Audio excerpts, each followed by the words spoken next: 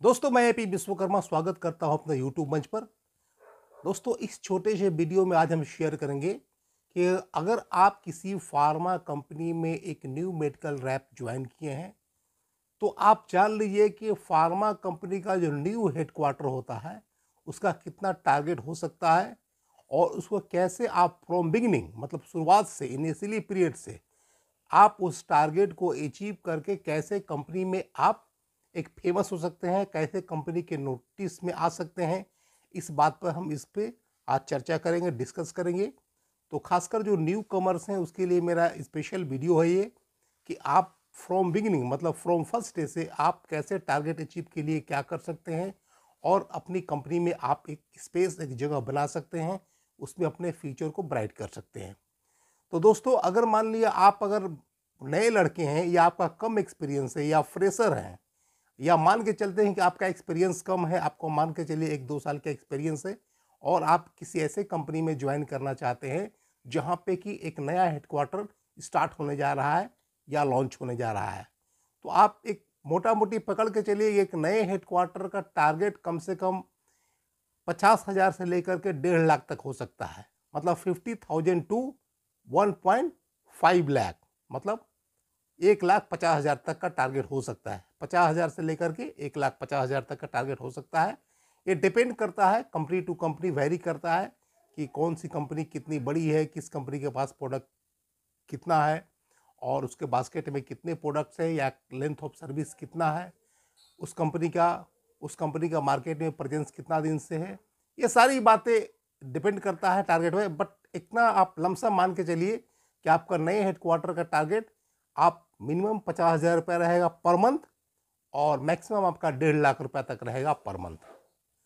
तो इसमें करना क्या है, आपको हम बहुत इजी वे में बताएंगे कैसे क्या करना है कि आप from beginning, from first day से, फ्रॉम फर्स्ट मंथ से आप टारगेट अचीव कर सकते हैं और कंपनी के नज़र में आ सकते हैं और आपका फ्यूचर ब्राइट हो सकता है, आपका भविष्य बहुत ही सुनहरा हो सकता है।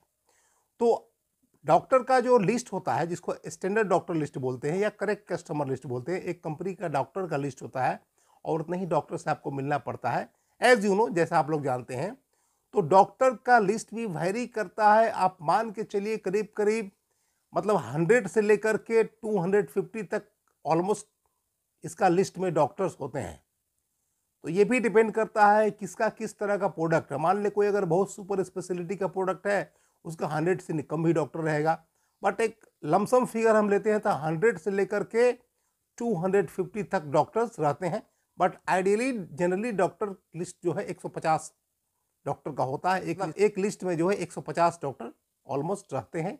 एक जनरल मतलब एक रफ आइडिया हम देते हैं कि आपका 100 से लेकर के 150 तक आपका डॉक्टर लिस्ट हो सकता है अगर आप किसी फार्मा कंपनी में as a medical rep join किए हैं। तो आपको करना क्या है, सपोज कीजिए कि आपका हेडक्वार्टर नया है और मान के चलिए कि आपके पास 100 डॉक्टर का लिस्ट है।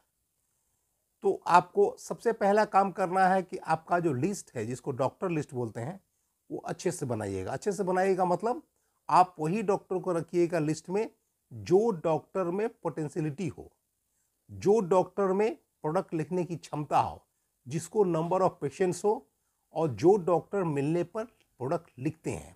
मतलब ये आप प्रोफाइल चेक कर लीजिए डॉक्टर का जब आप आरसीपीए कीजिएगा, मतलब रिटेल केमिस्ट प्रिस्क्रिप्शन ऑडिट जब आप कीजिएगा, तो डॉक्टर्स का आपको बिहेव के बारे में, डॉक्टर्स का फीडबैक आपको मिल जाएगा। किस तरह के डॉक्टर हैं, कितने कंपनी का लिखते हैं, कैसा कैसा प्रोडक्ट लिखते हैं, ये सारा प्रोडक्ट आप फीडबैक आपको मिल जाएगा। कितना नंबर ऑफ पेशेंट्स है, कितना पेशेंट देखते हैं दिन भर में, उनका पूरा आपको फीडबैक मिल जाएगा। तो आप एक मार्केट में फीडबैक लेने के बाद ही डॉक्टर लिस्ट बनाइएगा। तो आपको डॉक्टर लिस्ट अच्छे से बनाना है और आरसीपीए करके ही बनाना है। तीसरी बात क्या करना है कि आपको सपोज कीजिए अगर 100 डॉक्टर का लिस्ट है, तो आप फर्स्ट जो 50 डॉक्टर उस पर ज़्यादा फोकस कीजिएगा।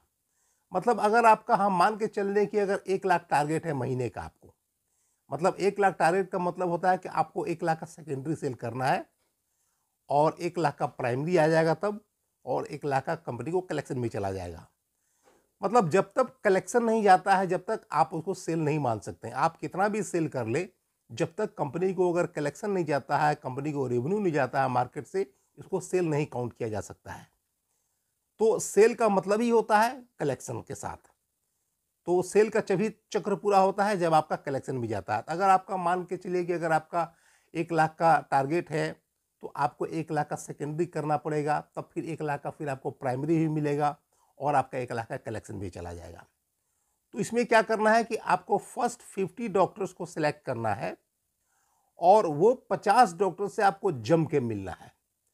आप महीने में 4 बार मिलिए, महीने में 3 बार मिलिए, मैक्सिमम मिलिए, ताकि आप एक टेंटेटिव मान के चलिए कि एक डॉक्टर से अगर 2000 का भी अगर सेल लेते हैं, तो आपको 50 डॉक्टर से 1 लाख का सेकेंडरी सेल हो जाता है। आप एक साथ 100 डॉक्टर पे फोकस नहीं कीजिए। फर्स्ट 50 डॉक्टर्स जो है उस पर हाईली फोकस कीजिए और अच्छे से डॉक्टर से डिटेलिंग कीजिए, अच्छा से रिपो बनाइए, डॉक्टर से रिक्वेस्ट कीजिए, प्रिस्क्रिप्शन का डिमांड कीजिए, बोलिए कि सर हम भी नए हैं, मेरा हेडक्वार्टर भी नया है, हमको initially I need you blessing.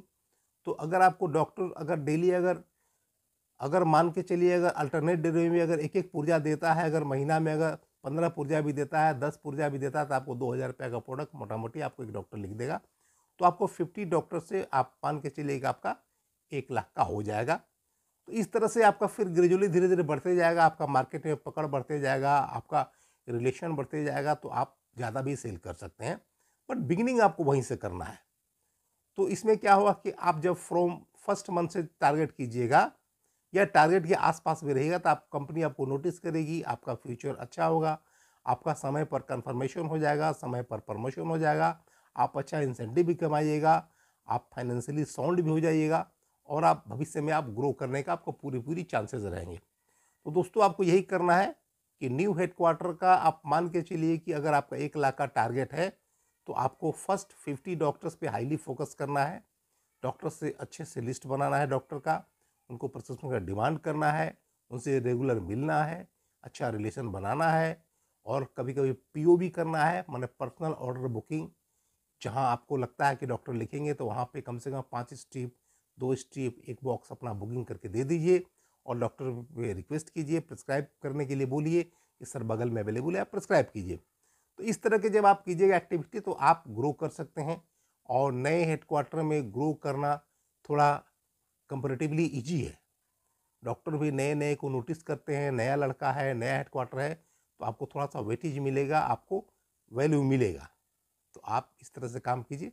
दोस्तों आज के वीडियो में इतना ही, मिलते हैं अगले वीडियो में। अगर आपको वीडियो अच्छा लगा तो लाइक करें, शेयर करें, चैनल को सब्सक्राइब करें और thanks for watching this video.